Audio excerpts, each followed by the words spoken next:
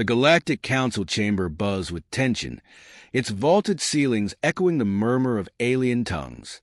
Representatives from hundreds of star systems sat in concentric tiers, their diverse physiologies and temperaments reflected in their body language. Stiff antennae, twitching tails, and eyes narrowed with suspicion. At the center of the grand hall, a holographic image displayed the human diplomat, a figure whose composed expression betrayed no hint of the tempest their presence had stirred. "Humanity is a problem," declared Ogren Vass, the counselor from the humble dominion. His gelatinous form quivered as he emphasized each syllable. "They advance too quickly, challenge the balance of power, and undermine our collective authority." A chorus of agreements rippled through the chamber. Despite their technological infancy compared to many species, humans had achieved an unsettling influence. Their audacity, adaptability, and relentless optimism had brought them to the forefront of intergalactic politics in mere decades. From the shadows of the council chamber, another voice, smooth and deliberate, cut through the din. "The solution is simple," said Lyra's Quain, a reptilian emissary from the Shard Scale Compact. Her emerald eyes gleamed with calculated malice. "Remove the diplomat. Without their keystone, humanity's fragile alliances will crumble." A murmur of unease followed her words. Such an action violated the Galactic Charter, a pact designed to prevent overt violence among member species. But as the murmurs faded, a silent consensus began to take shape. A discreet vote followed, the results sealed under a veil of confidentiality. The mission was decided. In the quarters reserved for Earth Envoy, the atmosphere was serene. The human diplomat, Kale Dane, stood by a wide viewport that framed the distant stars, their light cold and indifferent. His tailored suit and measured posture radiated an unshakable calm, masking the turbulence within. "Sir," said Mira Voss, his trusted aide, as she entered the room. Her expression was tight, her voice barely above a whisper. "I've intercepted some troubling chatter. There's talk of an attempt on your life." Kale turned slowly, his sharp features illuminated by the ambient glow of the viewport. "It was only a matter of time," he replied, his voice steady. "Their fear makes them predictable." Mira stepped closer, her brow furrowed. "You're oddly calm for someone marked for assassination." "Calmness," Kale said, "is the first defense against panic. And panic, my dear Mira, is the first step toward defeat." She studied him for a moment, then nodded. "What's the plan?" Kale didn't answer immediately. Instead, he gazed out at the stars, his thoughts distant. "They see us as a threat because they don't understand us. They've never faced a species that thrives under pressure, that turns adversity into strength. Let them come. Perhaps it's time they learned." Elsewhere in the sprawling council station, the assassins assembled. Chosen from the galaxy's deadliest operatives, they represented a coalition of skills honed for a singular purpose. The leader, Kethrax, was a shadowmancer from the Tenebrous Cluster, her form perpetually shrouded in swirling darkness. Beside her stood Vrel Tor, a towering cyborg with an arsenal embedded in his body, and Syrah, a telepath whose piercing gaze seemed to strip away pretense. "Our target is formidable," Kethrax began, her voice as cold as the vacuum of space. "Not for their combat prowess, but for their mind. Underestimating them would be a mistake. We strike tonight. Swiftly, silently, decisively." The others nodded, their confidence unshaken. Each assassin had faced insurmountable odds before. To them, Kale Dane was just another obstacle, another contract to fulfill. As they dispersed to prepare, none could sense the subtle shift in the air, the faint hum of inevitability threading through their fates. The Galactic Council chamber was quieter now, most representatives having retired for the cycle. Ogren Vass lingered, his gelatinous body quivering in thought. The plan was dangerous, but it was necessary, or so he told himself. "Will this solve our problem?" he mused aloud, his voice resonating in the empty chamber. "Or will it ignite something far worse?" Far away, Kale stood alone in his quarters, the stars bearing silent witness to what was to come. He closed his eyes, breathing deeply, centering himself. Death was no stranger to humanity. It had walked alongside them since their first steps. It was not an enemy but a companion, a constant reminder to live boldly, to fight fiercely, and to leave a mark that would outlast the inevitable. As the station lights dimmed, the pieces moved into place. The assassins crept closer, their lethal intent shrouded in shadows. Cale Dane waited, unarmed but not defenseless, ready to confront whatever darkness the Galactic Council dared to send his way. The night held its breath, the stars watching as humanity prepared to teach the galaxy a lesson it would never forget. The station's artificial night cast long shadows over the corridors leading to Cale Dane's quarters. The assassins moved with practiced precision, their forms nearly invisible against the dim lighting. Kethrax led the group, her shadowmancy cloaking them in an impenetrable veil of darkness. Behind her, Vrel Tor's augmented vision scanned for potential threats, while Sira remained attuned to the faint ripples of thought emanating from the station's occupants. "Stay sharp," Kethrax hissed through their comms. Her voice was a whisper, yet it carried the authority of someone who had survived countless missions. The team reached the perimeter of Cale's quarters. The door's biometric locks were no match for Vrel Tor, who extended a sleek tool from his cybernetic arm to bypass the system. The lock disengaged with a soft click, and the door slid open, revealing the diplomat's living space. Inside, Cale sat at a modest desk, reviewing holographic documents. He looked up as the door opened, his expression unperturbed. His calm gaze met Kethrax's shadowed form, and he tilted his head slightly, as if he had been expecting them. "Good evening," he said, his voice steady. "You're earlier than I anticipated." The assassins hesitated. This was not the reaction they had anticipated. Targets usually begged, fought, or tried to flee. But Cale remained seated, his demeanor unervingly serene. "Kill him," Kethrax ordered, breaking the silence. Vrel Tor raised an arm, a plasma blade emerging from his wrist. He lunged forward, but as the blade descended, it stopped inches from Cale's throat. Vrel's massive frame trembled, his eyes widening in shock. "What is this?" he gasped, his voice strained. The air in the room had changed. It grew heavy, oppressive, as though an unseen force pressed down on them. Shadows stretched unnaturally across the walls, and the temperature seemed to plummet. Cale stood slowly, his movements deliberate. His eyes, once calm, now held a glimmer of something otherworldly. "You came here to kill me," he said, his tone unchanged. "But you've brought yourselves to the one thing you cannot escape." Sira staggered, clutching her head. "Something's wrong," she murmured, her voice trembling. I can't reach his thoughts. It's like..." "Death," Cale interrupted, finishing her sentence. "You cannot touch what lies beyond your understanding." The oppressive atmosphere deepened. Kethrax's shadows, once her greatest weapon, now writhed uncontrollably, pulling away from her like living entities. She gritted her teeth, struggling to regain control. "This is some kind of trick," she snarled, though the fear in her voice was evident. "End it." Cale took a step forward, and the assassins instinctively backed away.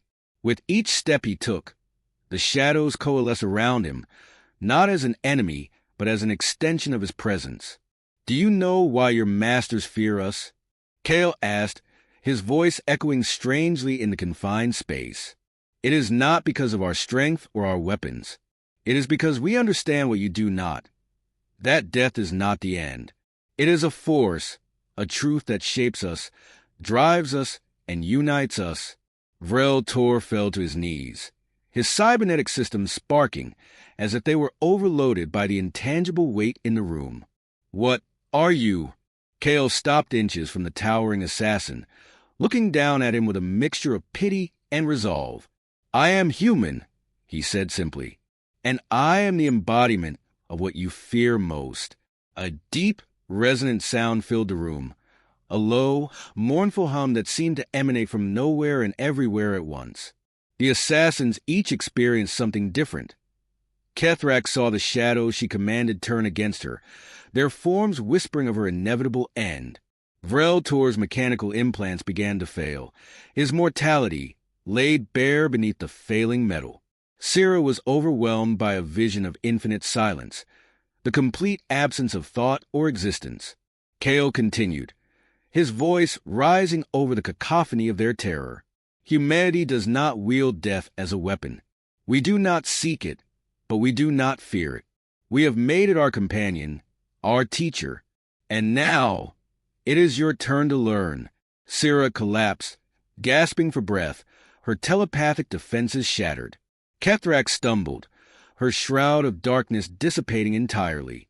Even Vrel Tor, whose cybernetics had made him nearly invincible, could no longer stand. Kale knelt beside Vrel, his expression softening. You were sent here to kill me because your masters are afraid. But fear is not strength. It blinds you, weakens you. Return to them with this message. Humanity does not seek war. But if you force it upon us, you will face something far greater than any weapon you can imagine. The oppressive force lifted as suddenly as it had appeared. The room returned to its normal state, and the assassins found themselves gasping for air, their bodies and minds shaken to their cores. Kethrak struggled to her feet, her usual composure replaced with raw fear. This isn't over, she said, her voice quivering. No, Kale replied, his calm demeanor restored. It is only beginning. He turned away, walking back to his desk as if nothing had happened. The assassins exchanged glances, their confidence shattered. One by one, they retreated, their mission a failure. As the door slid shut behind them, Kale sat down, exhaling slowly. His hands trembled faintly, but he steadied them, his gaze returning to the holographic documents before him. Far away, the Galactic Council waited for news of the mission's success. They would soon learn that humanity was far more than they had bargained for, and that death itself had become their most unexpected adversary. The assassins regrouped in the shadows of an abandoned docking bay, their breaths ragged, their composure shattered. The silence between them was heavy, broken only by the occasional hum of distant machinery. Kethrak's paced, her steps sharp and deliberate, yet the tremor in her voice betrayed the fear she sought to suppress. We failed, she spat, her words dripping with frustration. Not because he was stronger, but because we underestimated him. That thing was not human. Sira sat against the wall, her hands trembling as she clutched her head. It was more than that. It wasn't just him. It was something else, something vast. I touched the edge of it, and it nearly consumed me. Vrel Tor, whose mechanical frame bore scorch marks from his system's overloading, growled lowly. We were sent into a trap. They didn't tell us what we were facing. They sent us to die. Kethrak's eyes narrowed, her shroud flickering, as if reflecting her fractured control. We're not going back empty-handed. If the Council betrayed us, they'll pay for it. But first, we need answers. We need to know what humanity truly is. In the Galactic Council chamber, tension simmered beneath the surface as delegates waited for word of the assassination. They were a silent audience to their collective decision, unease manifesting in furtive glances and the occasional murmured conversation. When the doors to the chamber slid open, all eyes turned to the figure standing at the threshold. Kale Dane strode in with deliberate calm, his tailored suit immaculate despite the night's events. Behind him, Mira Voss followed, her expression a mixture of pride and wariness. Kale reached the center of the chamber and paused, allowing the weight of his presence to settle over the assembly. Members of the Galactic Council, he began, his voice resonant and steady. I stand before you today not as a diplomat, but as a survivor of your treachery. A ripple of unease swept through the room. Some delegates shifted uncomfortably, while others stiffened, their postures defensive. Your attempt to silence humanity has failed, Kale continued, his gaze sweeping across the room. Your assassins have returned to you, not with my death, but with a message. Humanity does not fear your power. We do not cower before your threats. We endure. Ogren Vass, his gelatinous form quivering, spoke up, his voice tinged with indignation. You come here accusing us of treachery without proof. This is a grave charge, human. Do you expect us to take your word alone? Kale smiled faintly, a hint of steel behind his calm exterior. Proof? You've already provided it through your actions.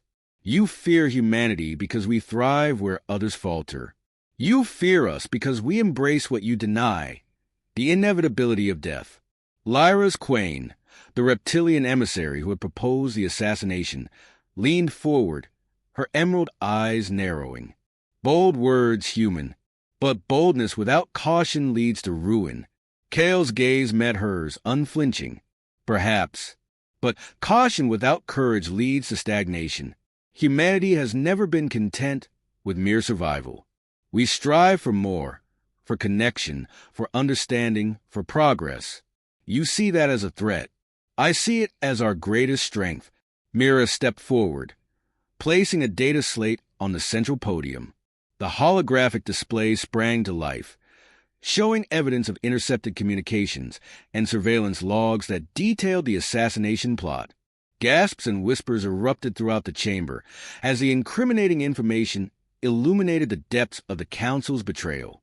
You sought to destroy us from the shadows, Kale said, his voice cutting through the noise. But shadows are where humanity began, where we learned to survive and thrive. Your fear does not weaken us. It galvanizes us. The chamber fell silent, the weight of Kale's words sinking in the quiet of his quarters. Kale sat alone once more, the stars stretching endlessly beyond the viewport. The confrontation in the council chamber had ended without immediate resolution. Some delegates had left in anger, others in contemplation, but all with the realization that humanity was not to be underestimated. Mira entered, her expression unreadable. You made quite an impression, she said, placing a steaming cup of tea on the table beside him. Kale allowed himself a small smile. Impressions are fleeting. What matters is what comes next. She sat across from him, studying his face. Do you think they'll come after you again? Without a doubt, Kale replied, his tone devoid of fear. But they'll hesitate now. They've seen what we're capable of, and they'll have to rethink their approach. Mira frowned, her hands wrapping around her own cup. What if they decide the only way to deal with us is total war? Kale's gaze turned to the stars. Then we'll show them what it means to be human. Not through our weapons, but through our resilience. Through our ability to endure, to adapt, and to turn even the gravest threats into opportunities. The silence between them was comfortable, the weight of the night's events lingering but no longer oppressive. Humanity had faced countless challenges before, and it would face countless more. But Kale knew that the galaxy had learned a lesson tonight, one it would not soon forget. As the station settled into another cycle, the stars seemed a little closer, their light a little brighter. Kale leaned back in his chair, a quiet determination in his eyes. The path ahead was uncertain, but humanity's place in the galaxy was no longer a question. It was a promise,